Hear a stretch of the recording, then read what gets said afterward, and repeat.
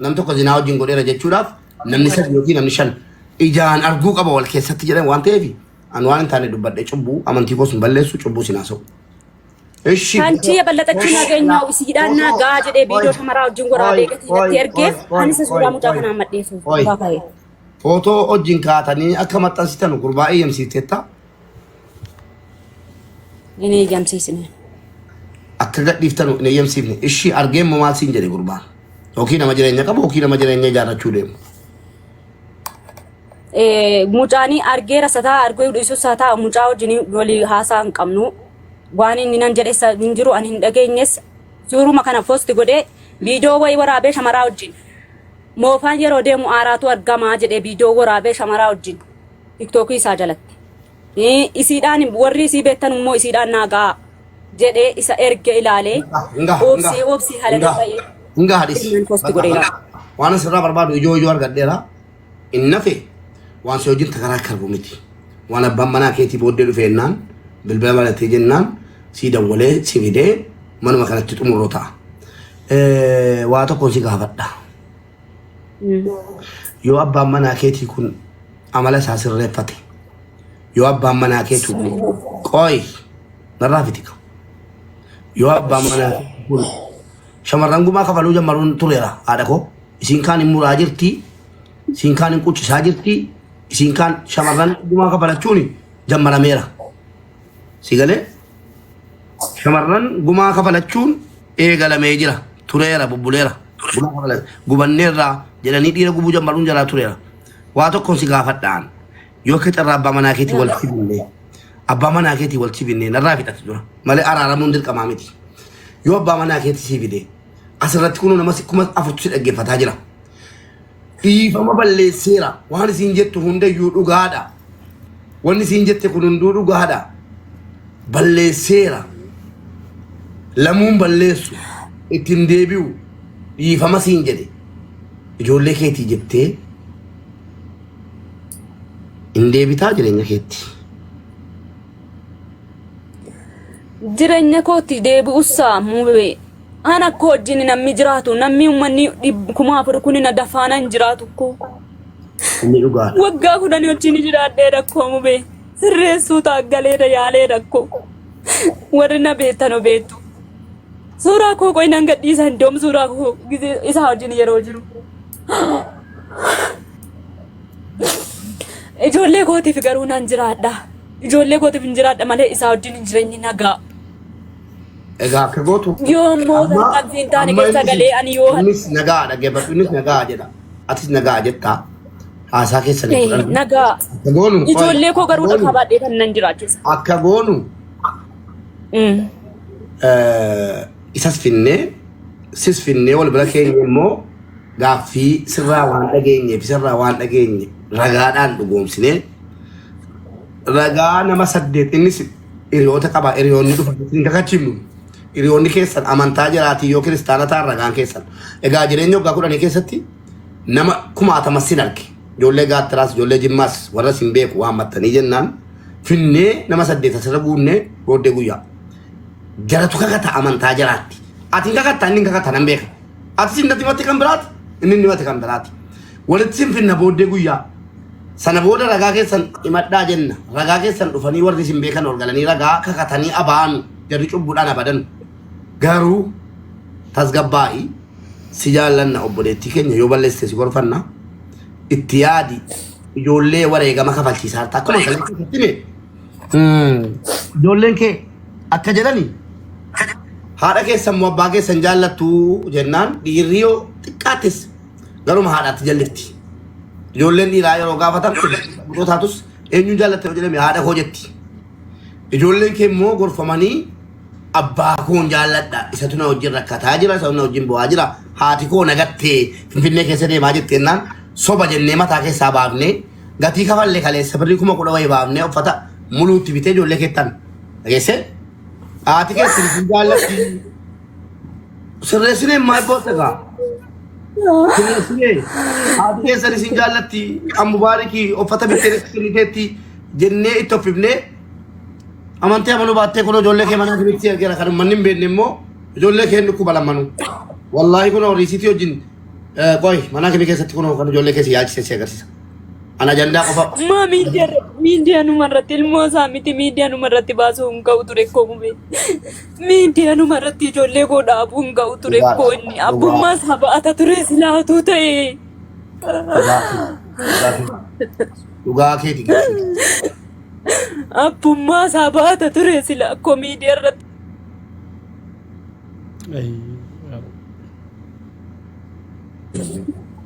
Ala kun Emoji ergitani, emoji ergina. Bilo kama jiru disi. Kijib dota. Tu gargara le min gargara. Disi bilo kama jiru. Mantu nagalcha. Ela boletti ko akati garake si kabbanaaw. Ana boletti ke agenda barbaachisa miti kanan dhimma kanatti galee isa namoomaa wal gorfannaadhaa fi nama biraatiin fakkeenya ta'uu fi kun risiitii itti manaa kimitti safalteellee fi ergennaan natti ergee abbaa manaa keeti kun ijoollee kee immoo si yaalchiseera uffatallee kun ola kun ijoollee kee miti argite Argira maaf jiraadha kaleessa anatu si yaalchise birrii erge kaawunti isaarratti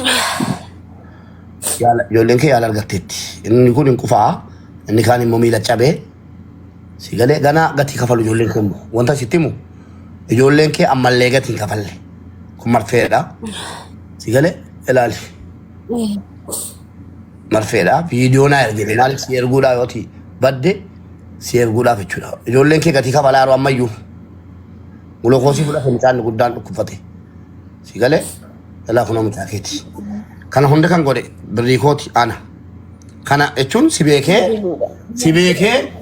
yookiin immoo si jaalladhee osoo hin taane namummaadha haadhatirra hin jirre ilmi namaa immoo gidduutti nama abbaa manaa fi haadha manaa wal lola gidduutti gatii kafaluu waan jiruufi gatii kafaleen kan namni tokko kan gargaare manaa fi ijoollee keessii galchee yaala argataniiru geesse kana hunda kafaleen haati keessan birrii isin argite kunoo manaa fi miidhaqaa jedheen jechuudha uffata isin argiteetti jedhee itti bitee ijoollee keetti agalatoom qaasimiif sabbuutuu wallaggaa na gargaaranii itti binnee caammaatti binnee haadha keessan isin erge jenne maaliif akka haadhaaf ilmoon wal jibbu yookiin immoo ijoolleen gatii si jaallannee isa jibbinee tun ta'in ijoolleen gatii kafalaarti ammaanuu hin beennu haadha keessa jedhaan ijoolleen nu gattee Finfinnee keessa Addis Ababaa keessa deemaa jirti hin beennu jedhanii sitti gaddaniiru akka jala sitti hin gaddine qofaaf tun taane akka marziin ijoollee keessa galee marzii sanaan hin guddanne akka haadha namaa laalanii si galee haadha ollaa jirtu laalanii haati namaa akkana haati keenya akkana akka jiran jenneef haati keessan sin jaallatti isin ettee rakkataa jirti maal jedhee gorseera ijoollee keessaa baafneerra abbaa manaas keessa gorsineerra lammata akka sharrii ijoolleen gorsine amma ijoollee isin addaan ba'uun dhugaa sitti himu nama namaaf dhabani namni kun ajaa ta'uu danda'a namni kun sii ta'u an waan dubbatamuu qabu dubbataara malee dirqama jedhaan jiru an jajjeessuun malaa situmuu malaa akka tammee matteettaan soban jedhu an maaliif dhiirra kanaa na mudateera kanaaf yoo dandahame ijoollee keetii gatii atamma jireenya keetii gatii kafalteettaa nan beeka inni leestiroodha leestirummaa isaa sana hojiidha jette biiroo daddaa dhaabatteetta abbaa manaa keetiitti ammoo ijoollee keetii jetteetu xiqqoosii ammuma jarroo barannutti amma inni xiqqoon fa'i inni guddaan amma gatii kafalaara si qofaa miti kan gatii kafale akkuma gatii kafalte ilmoon kee ni hangafti barumsa galteettaa naan hin gallee jedhe maaliif jennaan abbaan koo hojii hojjeta bakkee keessa nu jiraachisuudha jedhe ani immoo mucaa isa bucuun guddisaa jiraa jedhe mucaan kee guddiftuudha dhageesse mucaan kee guddiftuudha mucaan ni bucuun gatii kafalaara abbaa yookiin haati guddisaan jiru hin cabe miilli isaa kaleessa mucaan hin guddisaan jira jedhusi ofii isaatii barumsa isaatti gatii umrii isaatti gatii kafalaara jechuudha maal ta'u innis leestiroo inni bucuun leestiroo please addaan hin bayinaa yoo dhuguma mucaa yoo dhuguma mucaa samma itti rarraatee footoo wajjin kaate jaallatte qofa malee dhageessa waan bor arginee sitti kolfuu jiru si abaarras ilmaan keetti qabale lakkii isaa wajjin narraa fiti wallaahi billaahi abbaa manaa keetii dubbatan jiru wallaahi ummatoo dhaggeeffadhaa jecha kootiin xalaa komentii barreessaa laalaan jira komentii keessan gatiin kan kafalamuu qabu namni gaafa qophaa jiru ofiif gatii kafala jireenya isaatiif gaafa immoo waliin taane ilmoo gatii kafala gaafa ilmoo argate irraa kaasee abbaan tokko yookaan haati tokko ilmoodhaaf gatii kafalti yoo isaa wajjin taa'ee gatiin kafaluwan nagahe hin dhume qabiin qaba hin barbaadu jette immoo ilmaan keetii gatii kafali fudhuuti. Mubi na dhagaartu miti sagaleen ko jira miti. Ani yoo hammasa sammuu nagaa ta'ee hojjedhee nama ta'e yoo hojjedhee ijoollee koo nani birriisa ta'ee erga. Garuu namicha kana wajjin ammasa itti waggaa 10 wajjin jiraadheera nan sirreessa jedhee qobaa koo taaggalee dadhabeera bakka. Waggaa 10 jechuun bicuu miti. Abdii kutadhee jala tokko amantaa islaamuu. Heedu bishaan keessa jiraadhu qurxummii ta'i. Heedu samii keessa jiraadhu simbira ta'i. Nan laallatu. Ijoollee kanaafan dubbataa jira. Akkam goona ijoollee. Ijoollee kanaaf ijoollee koo nan gargaara. Yoo an jiraadheera miti jalqabaa ijoolleedhaaf iyyuu. Akkamitti. Jalqabaan akkoo. Garuu ani isa bira taa'ee hammasa taanaani jireenyi koo hin jiru ani hin jiraadhu sichi. Waa'ee jireenya seenii obboleetti gatachi jiraattu ofiif jiraatta dhiiftu ofiif dhiifta atis innis keessan nan laallanne kan ijoollee daa'ima kanaadha. Ijoollee daa'ima kana haadhaan qabaanis abbaan qaba haadha kootti abbaa kootti naaf haalaatu nan gargaara ilmoo koo. Ijoollee kootii qobaa koo gatii nan kafalaa. Haadhaaf abbaa kootii kennu.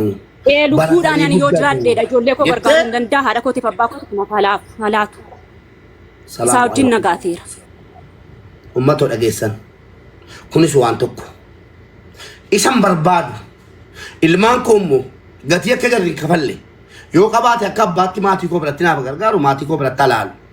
Ani immoo biyya arabaa hojjedheen haadhaaf abbaa koo biratti barsiifadhaa jette kanan barbaade ani.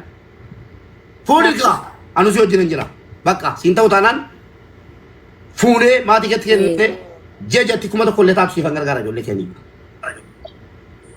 Wallahi waadaan.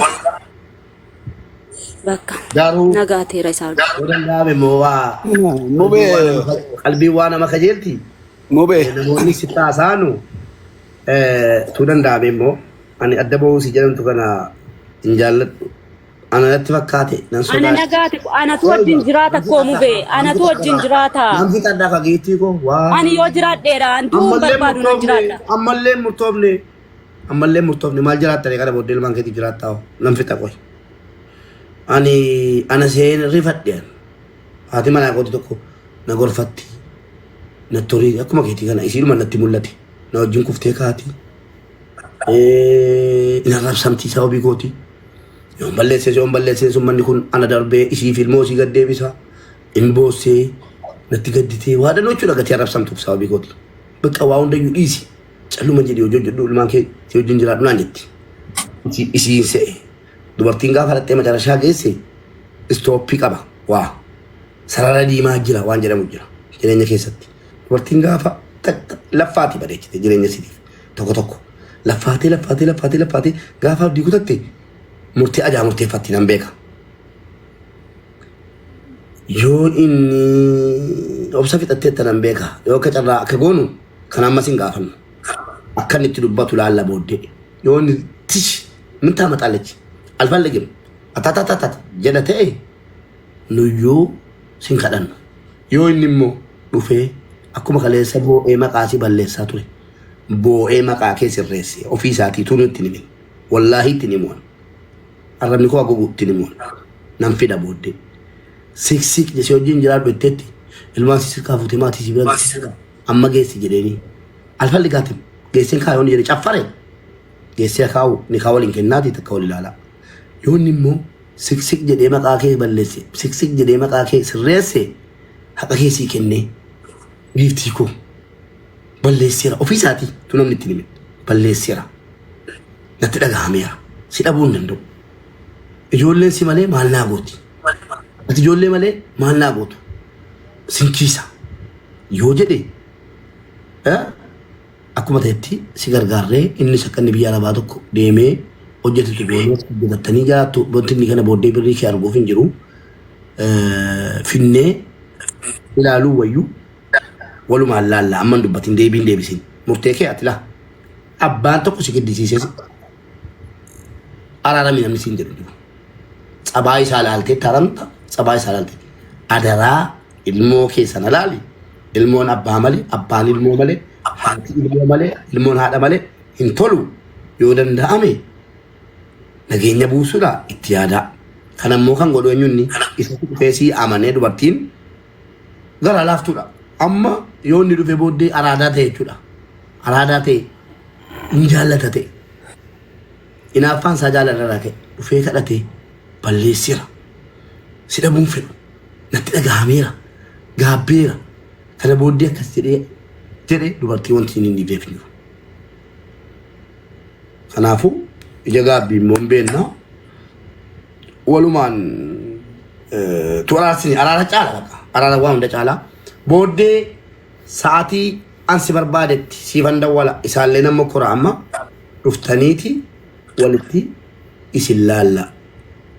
Araaramuunis dhiisuunis mirga keeti waa'ee araararraan dubbatiniiti wanti naaf jettu yoo jiraate dubbadhu obboleewwan keenya rabbiin sodaadha warra jaallatan manni kun chaalenjii birrii 600 isin xiqqoo saartan yoo fooloo 100 guyyaa 12 naaf 52 geessaniittu namni 48 fooloo naa godhe gammachuu koo argitu birrii 600 naa kennani gaafa 12 dhuma please warna jaallatan mana kana fooloo naa godhaa viidiyoo hojjedhaa video mana kana follow tin goda mo jedda challenge kan share na goda ani mo repost sini goda please follow na goda mana kana adara sini jeda manuma kanatti mo bodde beelamni saati tokko ta'u saati lama ta'u sadi ta'u tureen live sena akkasin irra dhufu follow godadha obboleetti keenya waa araara keessanii bodde ummanni guguddaan ol galee dubbatu yaada kennatan warra gastiirra in araara minin jedina warra ol galtan